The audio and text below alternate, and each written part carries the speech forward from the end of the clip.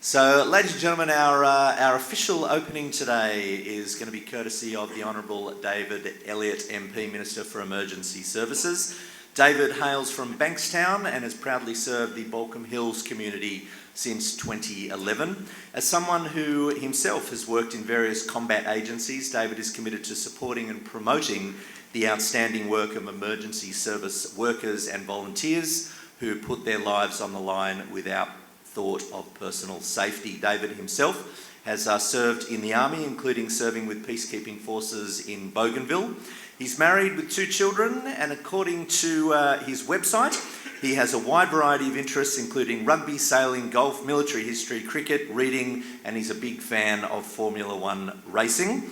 But I've managed to find out something else about David as well. And there seems to be a theme running here, but in the late 1980s, the Honourable David Elliott Mp, while he was at university to make a little bit of money, was an extra on TV and appeared as a barman on Home and Away. There we go. Ladies and gentlemen, I am delighted to introduce that famous actor who really shares a history now with the Hemsworths. To open our conference, can you please welcome to the stage the Honourable David Elliott Mp.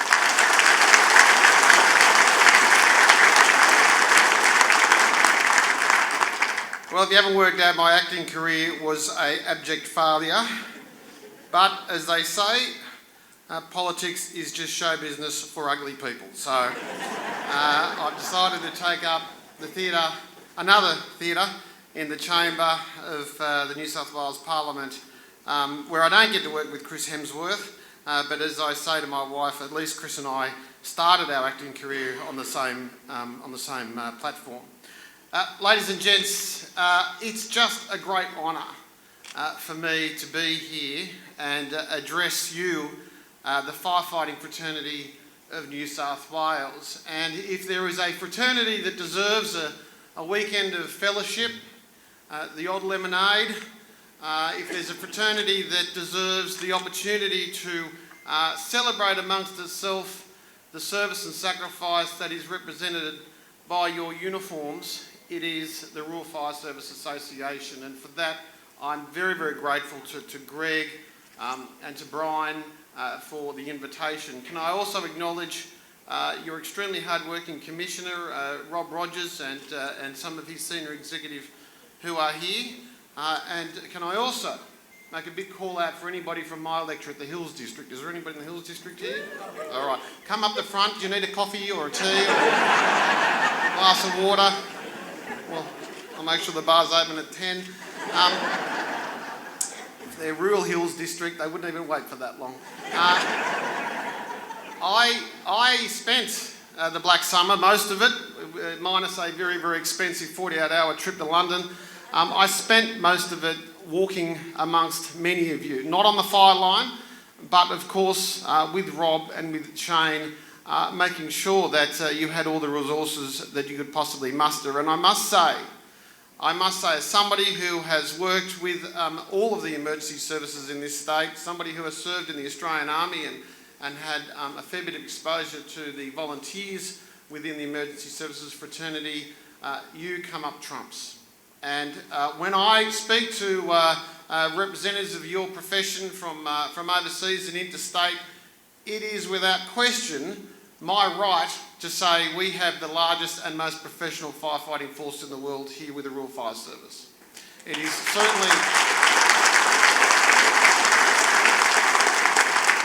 certainly something that is now said without question. And it is important, and it is proper, and it is appropriate for us to reflect on the history of the Black Summer and subsequent operations that you've been deployed to.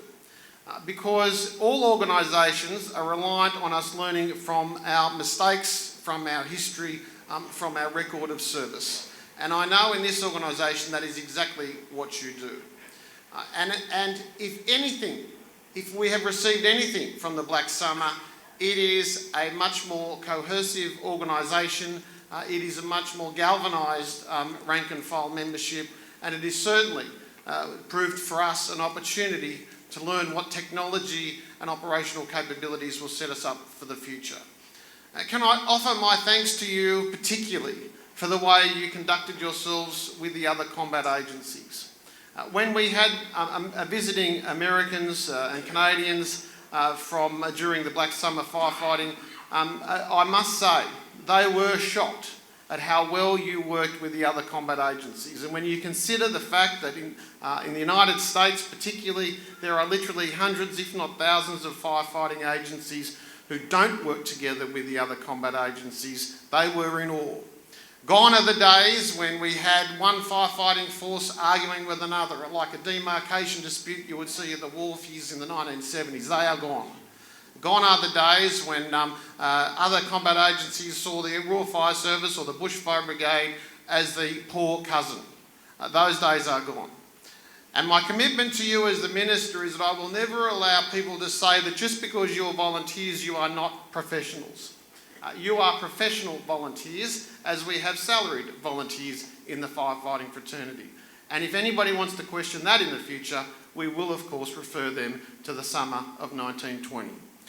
But there's work to do. There's more work to do. You have a record budget.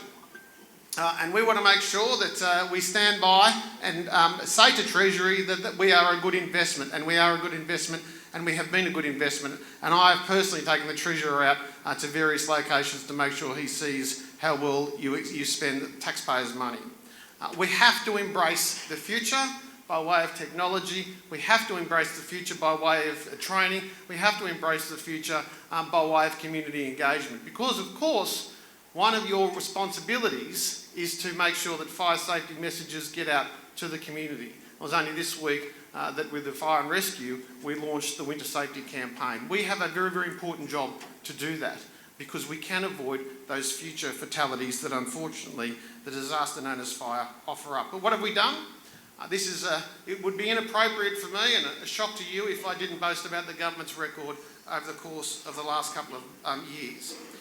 What I am delighted to advise you and to remind you of was one of the first lessons we learnt from Black Summer is that people were not taking notice of the dangers associated with flicking live cigarettes out the car. And that's why we increased the penalty for those who flicked cigarette butts out of a car during a total fire ban, and that is now a maximum fine of $11,000. I don't think you have to be Einstein to work out how dangerous that is. Even in my own suburban electorate, I think there was one day that there were 4 fires started because people had carelessly flicked cigarette butts out of the window, and I'm delighted to be able to announce that the government responded within record time.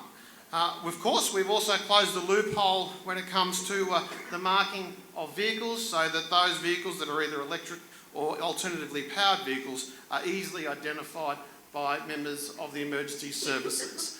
That is something that I think that we will probably see more of in the future, but it is also something that makes your job in making decisions when you arrive at a motor vehicle accident just that little bit easier.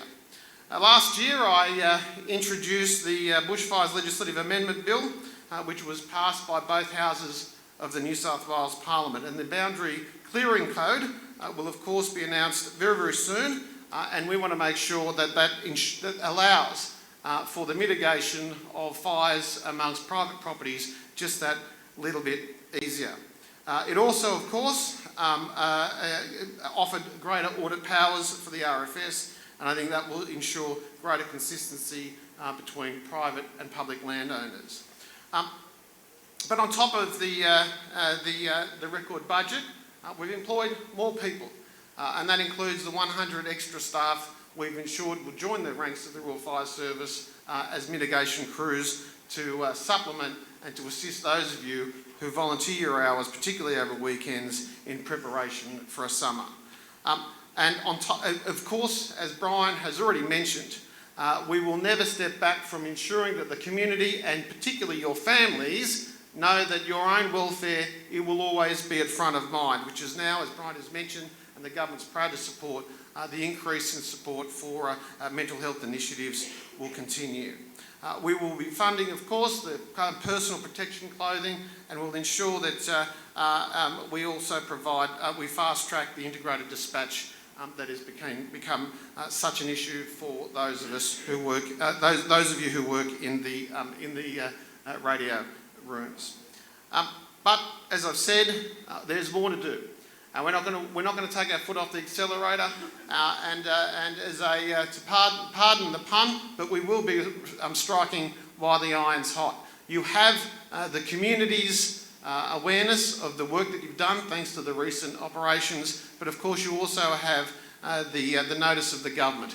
And during that time, the Commissioner and I, alongside your association, will ensure that we get every opportunity to promote and to advocate for you, and to ensure that that record budget that you currently enjoy will continue.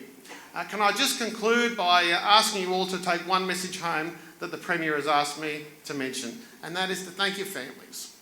As somebody who was deployed on operations overseas for 6 months with 6 days' notice, I know the strain that it is, and I can only imagine how difficult it is for your families, because you don't even get that 6 days, you get 6 minutes.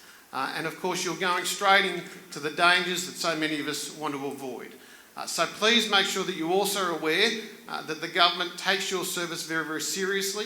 I hope many of you have already received the citations that the Premier saw fit to issue, and those of you who have got loved ones that are supporting you so much, make sure that they know that they will always be in our thoughts, our prayers, and we know that you couldn't do that job without them. Have a good conference, and I declare it open.